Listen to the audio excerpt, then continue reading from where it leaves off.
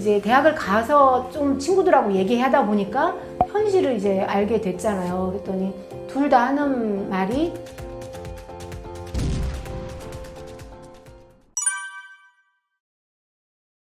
엄마가 속으로는 말은 이제 재밌게 놀고 편안하게 했지만 속에 엄마의 생각이 흐르고 있잖아요. 너희들을 공부도 잘하게 하고 어린 시절도 행복하게 하겠다는 이 큰 욕심이 있는 상태인데 이게 아이들이 그냥 자연 상태에서 생각을 천천히 귀납적으로 가게 하지 않고 엄마가 연역적으로 정하고 가고 있었기 때문에 늘상 이게 정말 맞는 일일까 고민이 많았어요. 그런데 제가 믿었던 건 그래도 학원에서만 하는 것보다는 얘네들이 좋아하는 독서를 만들었고 거기에 사이사이에 학원을 다녔기 때문에 나은 걸 거다라고 했는데 이제 대학을 가서 좀 친구들하고 얘기하다 보니까 현실을 이제 알게 됐잖아요. 그랬더니 둘 다 하는 말이 아주 어렸을 때 독서로 이렇게 공부를 한 건 정말 천운인 것 같아요. 행운인 것 같아요.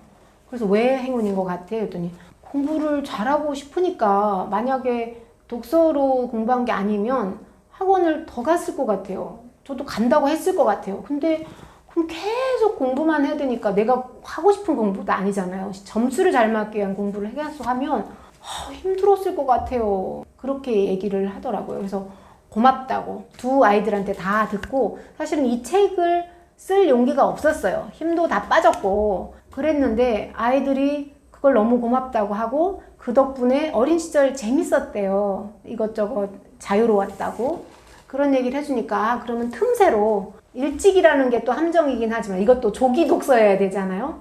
그러니까 조기의 독서를 잘 재밌게 틀을 잡아 놓는다면 훨씬 수월하게 이른 독서를 하고 학원으로 나가든 아니면 독서를 좀 더 연장해서 저처럼 하든 어쨌든 조금 더 놀 수 있는 시간을 줬고 재미있게 보냈고 느슨하게 여유있게 보냈다는 면에서 사교육으로만 꽉 채운 것보다는 훨씬 더 낫다고 확신이 들어서 그 방법을 말씀드린 게 제 책입니다.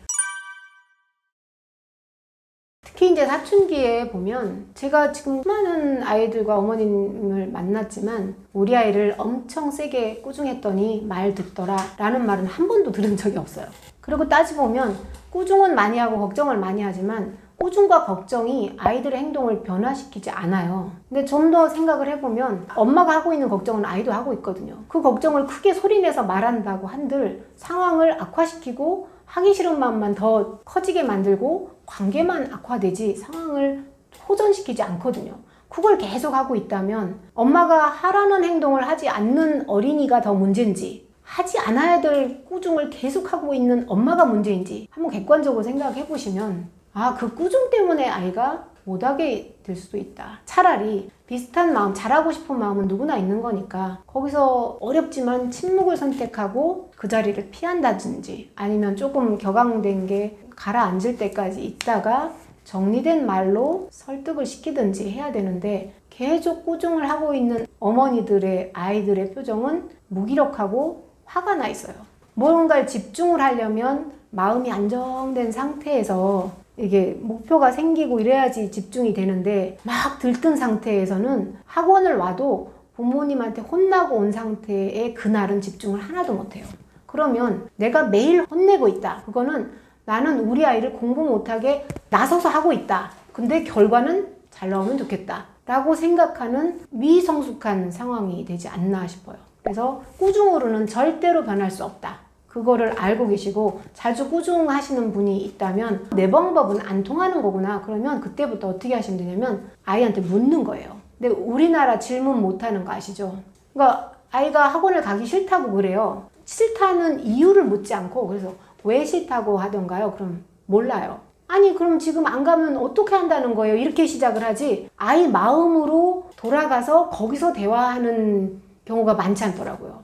그래서 이제 왜 싫어? 그 학원이 왜 싫니? 그러면 그 반에 친구 있는데 걔 엄청 잘난 척 하거든요. 걔가 있어서 싫어요. 그럼 나도 싫을 것 같거든요. 그 마음에 이렇게 공유를 하고 그러면 다른 학원으로 옮겨줄까? 아니면 잠시 쉴까? 이런 대화가 있어야 되는데 꼭 가야 되는 학원을 안 간다는 것만 초점을 맞추니까 간다고 했잖아. 근데 왜 안 가는 거야? 그럼 어떻게? 그렇게 공부하기 싫으면 다 그만둬. 그래서 대화가 엉뚱한 대로 흐르고 아이 마음으로 초점을 안 맞춰줘요. 그러니까 아이 말은 그 한마디만 질문을 해서 그걸 해결해주면 하겠다는 거거든요. 꾸중은 정리되지 않은 엄마의 그 불안이나 화가 겉으로 드러나는 거지 자기 배설을 위한 활동이지 아이를 위한 활동은 전혀 아닙니다.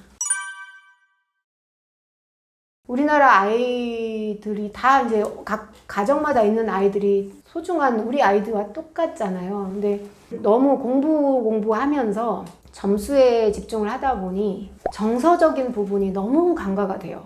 그 부분이 간과되는 것에 대해서 나중에는 후회하세요.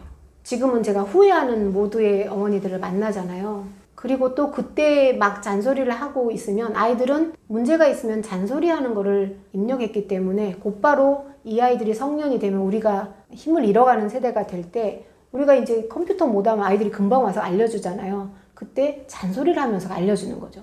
왜냐하면 내가 들었던 방식대로. 그리고 더 심하면 알려주지도 않고 자꾸 이제 부모랑 멀어져 가고 싶은데 부모님은 자꾸 또 간섭하고 싶어지는 그런 상태가 되거든요. 그래서 좋은 관계를 유지할 수 있는 선에서 어떤 것을 추구하자. 그게 공부가 됐든 독서가 됐든.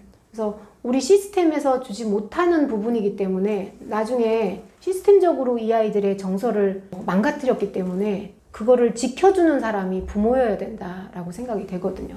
공부도 좋지만 아이와 좋은 관계를 맺고 무엇보다 어린 시절은 부모와 놀았던 기억 때문에 어린 시절이 너무 가보고 되돌아가고 싶은 그런 영역이 되어야 된다고 생각이 되고요. 그러려면 아이들한테 놀 시간을 줘야 된다고 생각합니다. 노는 것에 대해서 좀 죄책감이 있거든요. 우리나라에서는. 심지어는 시험을 보고 온 날조차도 빨리 공부하러 들어가라고 하는 그런 부모님 얘기를 들으면서 애들이 공부하는 기계인 것 같은 이 마음이 없는 사람인 것처럼 취급되는 경우인데 극단적으로 그런 분들이 계시지만 우리도 그런 부모이기가 쉽거든요. 그래서 뭐 한 번에 고쳐지지는 않을 거지만 아이들의 행복한 어린 시절은 반드시 부모님들이 지켜주셔야 된다 이런 생각을 했습니다.